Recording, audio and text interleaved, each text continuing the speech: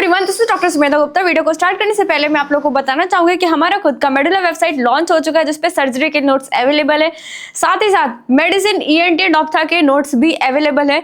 Link of the website is in the description. हमारी बस यही कोशिश है कि हम एमबीबीएस की पढ़ाई को आसान से आसान बना सके, ताकि वो स्टूडेंट जो कि एमबीबीएस की पढ़ाई के प्रेशर को नहीं झेल पाते, अब वो एमबीबीएस से ना डरे।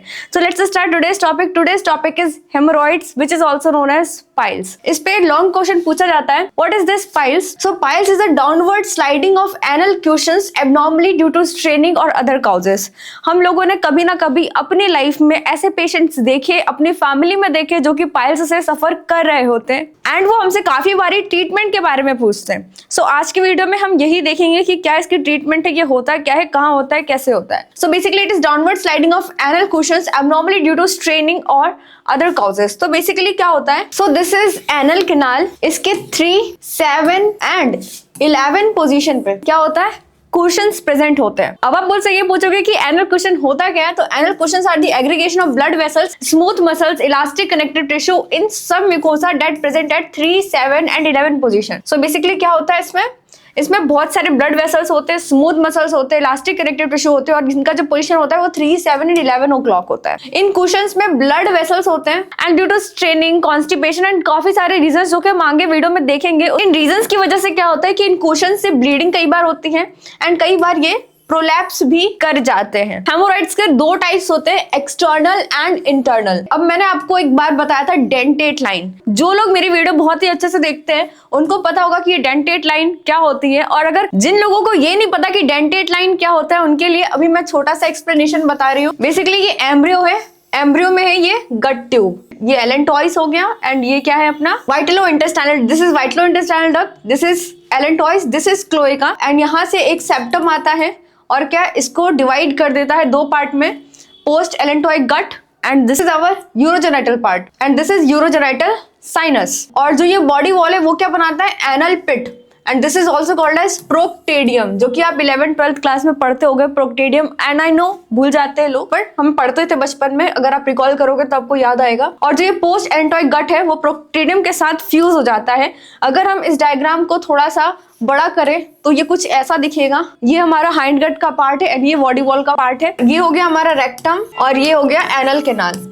ये जो पार्ट है जहाँ पे जंक्शन, जहाँ पे ये फ्यूज हो रहा है, आगे जाके ये क्या कहलाएगी? Dentate line. And I hope कि तुम्हें ये चीज समझ में आई हो। सो हेमोरॉइड्स के 3 टाइप होते हैं, external, internal and interno external.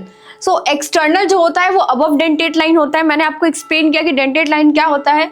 Internal क्या होता है? Below dentate line. And interno external में क्या होगा? ये दोनों टुगेदर साथ साथ में होंगे, इंटरनल और एक्सटर्नल। अब बात करते हैं इसकी क्लासिफिकेशन की। तो पहला होता है primary and secondary. Primary and secondary हम किसको बोलेंगे? जैसा मैंने आपको इस डायग्राम में बताया था कि ये एनल कुशंस होते हैं 3, 7 एंड 11 पोजीशन पे। अगर तो हेमोरॉइड्स 3, 7 एंड 11 पोजीशन पे प्रेजेंट है तो इसको कहेंगे primary hemorrhoids.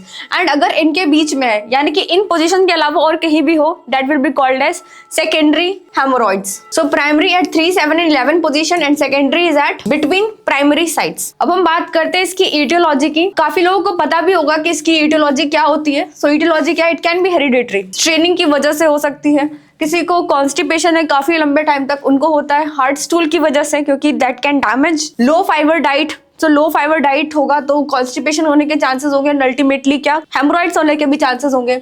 It can B idiopathic, हमें रीजन नहीं पता, बट हेमोरॉइड इज परसिस्टिंग। अब हम बात करते हैं इसके क्लिनिकल फीचर्स की। तो क्लिनिकल फीचर में आप सबको पता है इसमें ब्लीडिंग होती है, एंड इसको क्या कहते हैं? Splash in the pan. ठीक है, इसमें बहुत ब्लीडिंग आती है, और ये ब्लीडिंग में जो ब्लड होता है that blood is arterial blood. काफी लोगों को ये कंफ्यूजन होता है कि ये वीनस ब्लड होता है, बट लेकिन ये आर्टीरियल ब्लड होता है। मास पर एनम देखने को मिलता है, ठीक है, क्योंकि वो जो एनल क्वेश्चन है that will prolapse and that will be seen as what? Mass. Anaemia होगा क्योंकि ब्लड लॉस हो रहा है, तो एनीमिया भी हो सकता है। प्लूराइटिस, इचिंग होती है, पेन होगा। अब हम बात करते हैं ग्रेड्स ऑफ हेमोरॉइड्स की। ग्रेड्स ऑफ हेमोरॉइड की बात करें तो इसके टोटल 4 ग्रेड्स होते हैं, ग्रेड 1, 2, 3, 4। ग्रेड 1 में क्या होता है? सिर्फ ब्लीडिंग होती है एंड कोई भी मास नहीं दिखता है एंड कोई भी प्रोलैप्स वगैरह नहीं होता है। अब ग्रेड 2 की बात करते हैं तो इसमें ब्लीडिंग होती है, साथ ही साथ जो मास है वो प्रोलैप्स होता है एंड अपने आप ही वो वापस अपने पोजीशन पे चला जाता है। हमें कोई भी एक्सटर्नल फोर्स लगाने की जरूरत नहीं लगती है। So prolapse but return in normal after defecation. So defecation के टाइम पे प्रोलैप्स होगा एंड उसके बाद क्या अपने आप ही वो जहां पहले था वहां चला जाएगा। ग्रेड 3 में क्या होगा, ब्लीडिंग होगा, prolapse and need to push back digitally, यानी कि उंगलियों से पेशेंट जो होगा उस मास को वापस अपनी पोजीशन पे लेके जाएगा। ग्रेड 4 में क्या होगा, ब्लीडिंग होगा, पेन होगा, डिस्कंफर्ट होगा एंड परमानेंट प्रोलैप्स होगा, मतलब पेशेंट चाह के भी डिजिटली कोई भी मैनिफेस्टेशन या कुछ भी करके उस मास को वापस अपने पोजीशन पे नहीं लेके आ पाएगा। ठीक है, तो ये 4 ग्रेड से, पहले ग्रेड में क्या था, सिर्फ ब्लड आता है, दूसरे केस में मास आएगा पर अपने आप ही चला जाएगा, तीसरे में क्या है, मास आएगा पर लेकिन उसको डिजिटली हमें वापस अंदर करना पड़ता है। ग्रेड 4 में क्या होता है, मास आता है पर कुछ भी करके पेशेंट उस मास को वापस नहीं अंदर कर सकता है। अब हम बात करते हैं इसकी इन्वेस्टिगेशन की, तो proctoscope, sigmoidoscope and barium enema X-ray, तो ये सारी चीजें करते हैं हम इन्वेस्टिगेशन में और इनसे ये पता कर सकते हैं कि किस पोजीशन पे है, 3, 7, 11 किस पोजीशन पे है, मतलब प्राइमरी है, सेकेंडरी है, क्या है, ये सब हम इन मेथड से कर सकते हैं, प्रोक्टोस्कोप से, सिग्मोइडोस्कोप से कर सकते हैं। सीबीसी करेंगे क्योंकि यहाँ पे ब्लड लॉस हो रहा था, मैंने आपको पहले ही बताया था, एनीमिया होने के चांसेस है। अब हम बात करते हैं इसके मैनेजमेंट की, तो ग्रेड 1 में क्या हो रहा था, सिर्फ ब्लीडिंग हो रही थी, कोई प्रोलैप्स नहीं था, तो उसका क्या है, नॉन ऑपरेटिव ट्रीटमेंट है। ठीक है, इसमें ऑपरेशन नहीं करते हैं। नॉन ऑपरेटिव ट्रीटमेंट में हम पेशेंट को बताएंगे कि खाने में फाइबर लेना है, ठीक है, आपको एक्सरसाइज करनी है, ये सारी चीजें हम पेशेंट को बताएंगे, पानी पीना है। तो इसकी एक निमोनिक है, नॉन ऑपरेटिव ट्रीटमेंट को याद करने के लिए मेरे पास आपके लिए एक निमोनिक है, फाइबर्स, यानी कि आपको खाने में क्या लेना है, फाइबर्स लेना है। इंक्रीज फ्लूइड इनटेक, पानी पीना है। B stand for bulk purgative, isabgol husk. R stand for reading in toilet discouraged, ठीक है, मतलब इंसान जो करने गया है सिर्फ वही करे, ठीक है, फालतू काम लेके नहीं आने का। E stand for encourage to lose weight, ठीक है, पेशेंट को बोलना है कि वेट लॉस करें। अब एक होता है सिट्स बाथ। सिट्स बाथ में क्या होता है कि पेशेंट को गर्म पानी में 10 से 20 मिनट बैठना होता है, ऐसा दिन में 2 से 3 बार करना होता है। So that is called at sitz bath. अब हम बात करते हैं ग्रेड 2 के ट्रीटमेंट में। तो ग्रेड 1 का जो भी ट्रीटमेंट है वो तो देना है, बताना है, फाइबर्स उनको बताना है एंड साथ ही साथ स्क्लेरोथेरेपी एंड बैंडिंग। तो यहाँ पे 2 चीज आपके सामने आई है, sclerotherapy and banding. So basically this is anal canal, ये मास जो है यहाँ से प्रोलैप्स हो रहा है, तो हम क्या करते हैं, हम बैंडिंग करते हैं। हम यहाँ पे एक बैंड बांध देंगे। बैंड क्या करेगा, ब्लड सप्लाई जो है मास की तरफ कॉम्प्रोमाइज करेगा। एज अ रिजल्ट क्या होगा, कुछ टाइम बाद ये अपने आप ही ड्राई होके निकल जाएगा। Next is sclerotherapy. स्क्लेरोथेरेपी में क्या करते हैं हम, कुछ स्क्लेरोजेंट होते हैं जिसको हम above the dentate line inject करते हैं, जिसकी वजह से क्या होता है कि जो मास स्क्लेरोजेंट क्या हार्डनिंग करता है, तो ये जो प्रोलैप्स होगा वो प्रोलैप्स नहीं होगा, वो हार्ड होके वापस चला जाएगा एंड कुछ टाइम बाद वो स्लो ऑफ हो जाएगा। स्क्लेरोथेरेपी में क्या है, स्क्लेरोसेंट एजेंट को इंजेक्ट किया है पाइल मास में एंड हमेशा डेंटेड लाइन के ऊपर इंजेक्ट करते हैं। एसेप्टिक थ्रोम्बोसिस एंड साथ ही साथ पाइल मास जो है वो ऊपर की तरफ आ जाएगा, क्योंकि हमने क्या उसको हार्ड किया है, वो आसानी से स्लो ऑफ नहीं हो पाएगा, तो वो क्या होगा, वापस चला जाएगा। It should be given above dentate line. अब यहाँ पे स्क्लेरोजेंट के कुछ एग्जांपल्स दे रखे हैं, सोडियम टेट्राडिकाइल सल्फेट, फिनॉल इन आमंड ऑयल, ये काफी कॉमनली यूज किया जाता है।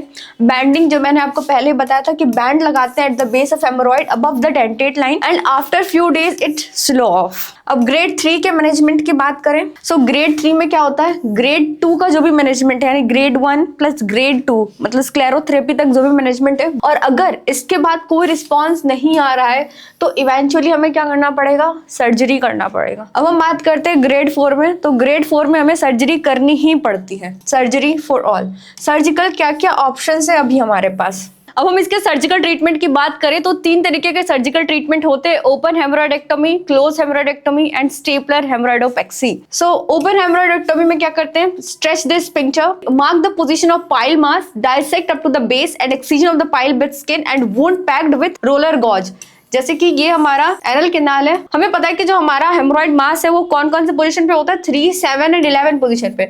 तो हम क्या करते हैं, जो हमारा 3, 7 एंड 11 पोजीशन उसको क्लैम्प करके उस पार्ट को एक्साइज कर देते हैं। Excision of the pile with skin किया एंड उसके बाद फिर हम क्या करेंगे, वुंड को हम सूचर नहीं करेंगे, उसको हम रोलर गॉज के साथ हम पैक करेंगे, सूचर नहीं कर रहे। तो this is called as open haemorrhoidectomy. So next is closed haemorrhoidectomy. Closed में क्या होता है कि ओपन जैसा ही है सब कुछ, पर लेकिन हम क्या करते हैं उसमें सूचर लगा देते हैं, just cut the mucosa and skin edges are sutured. तो इसमें क्या होता है कि हम सूचर लगा देते हैं, तो हम इसको कहते हैं closed haemorrhoidectomy. Next is stapler haemorrhoidopexy. ये आपको तब समझ में आएगा जब आप खुद जाके अपनी आंखों से देखोगे ये surgery. Circular anal dilator is inserted. तो ये हमारा डेंटेट लाइन है और ये प्रोलैप्स मास है।